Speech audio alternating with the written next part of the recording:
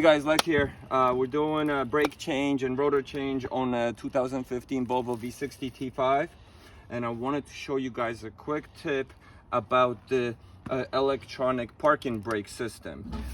You need to push this piston back in order to install your new pads, and you cannot just compress it like you would on other brakes without the electronic system, because if you do that, you will break the system itself. So what most people do is they remove these bolts, take this off. There is a screw in there which you tighten clockwise till it's all the way in, and then you can push this back. But there's an easy way of doing this using a 9-volt battery. In this case, I got a 12-volt battery. First, you gotta take this tab, disconnect this. So I'm gonna get my flathead screwdriver, and there's a little tab in there that I need to lift. When I lift up, I can push that forward and slide this off. Now you have these two leads.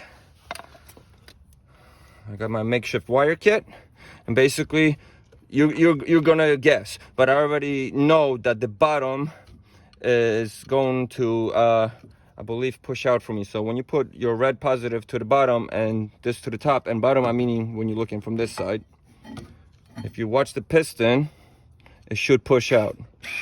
So it's coming out. So that's the opposite of what we want. We want it to retract all the way in.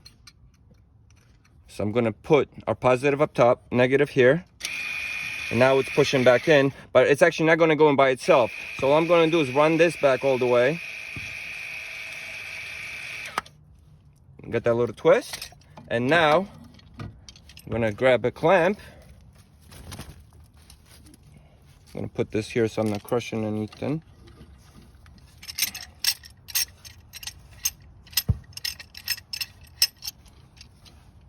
And we're just gonna compress it all the way down. You can actually remove the wires at this point. And it helps if you have two people doing this.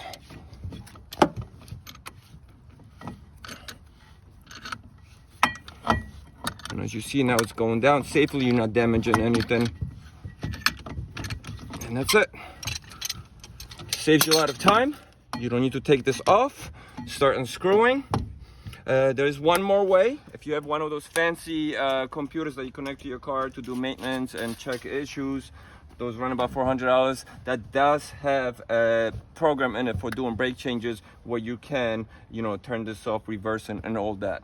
But this, I would say, is the most cost-efficient, quickest way to do it without damaging the system, without taking it apart. Guys, check the links below for a brake change on this car for the front and for the back coming soon. Thank you for watching. Please subscribe, comments below. Have a good day.